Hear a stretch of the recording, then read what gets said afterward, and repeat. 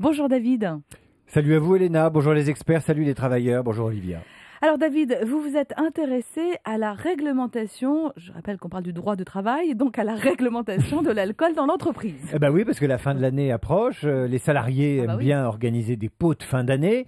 Je signale au passage que selon une étude récente, ces pots de fin d'année sont l'occasion de passage à l'acte adultère que la morale réprouve. Mais si, je vous assure, il y a une étude qui a été faite, mais il n'est pas question de cela aujourd'hui. La morale le réprouve. Peut-être, oui, pourquoi pas. La morale le réprouve, mais pas le droit du travail qui n'encadre pas encore ce genre de relation. En revanche, la question qui nous intéresse aujourd'hui concerne une jurisprudence du Conseil d'État très curieuse et assez récente. Ça concerne la société Caterpillar, qui vient de se voir d'interdire l'alcool à ses salariés. Je vous explique, cette société avait un règlement intérieur très strict en matière de consommation d'alcool dans les locaux de l'entreprise. Voilà ce que disait le règlement intérieur de cette entreprise. J'ouvre les guillemets, la consommation de boissons alcoolisées est interdite dans l'entreprise, y compris dans les cafétérias, au moment des repas et pendant toute autre manifestation organisée en dehors des repas. Donc c'était un règlement qui était en matière de consommation d'alcool très restrictif pour les salariés. Autrement dit, on pouvait rien boire chez Caterpillar qui soit alcoolisé. Je vous passe les années de procédure. Je vous dis simplement que l'affaire a débuté il y a plus de 3 ans. Et au terme de ces 3 ans de procès d'aller-retour, d'appel, etc., le Conseil d'État a tranché. Il a, dans son arrêt du 12 novembre dernier, expliqué ceci. Si l'employeur peut, lorsque les impératifs de sécurité le justifient, insérer dans le règlement intérieur des dispositions qui limitent la consommation de boissons alcoolisées, de telles dispositions doivent rester proportionnées au but de sécurité recherché.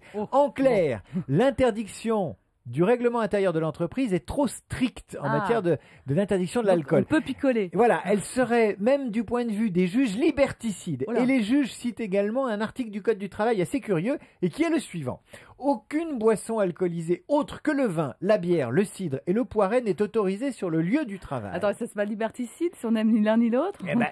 Voilà, alors c'est ce qui est en fait assez curieux dans cette jurisprudence et dans la loi, c'est que la loi tolère l'alcool, mais pas tous les alcools, mais qu'en même temps, la loi surresponsabilise l'employeur. Si par exemple, vous organisez un pot entre salariés, que l'employeur est au courant, qu'il a oublié de l'interdire ou de vous empêcher de le faire, vous rentrez chez vous un peu pompette, vous vous faites renverser par une voiture, vous pouvez vous retourner, votre assurance peut se retourner contre votre employeur et il est responsable. On précise que le tout, c'est pas être trop pompette et de boire avec modération. Ouais, enfin ce qu'il faut préciser, c'est que la loi est mal faite, elle devrait tout interdire si elle surresponsabilise, à mon avis, c'est que mon avis, si elle surresponsabilise l'employeur en cas d'accident lié à l'alcool, ingurgité sur le lieu de travail, non interdit par l'employeur, il faut absolument interdire l'alcool dans l'entreprise, à la fois pour protéger le salarié, mais aussi pour protéger l'employeur de poursuites qui seraient...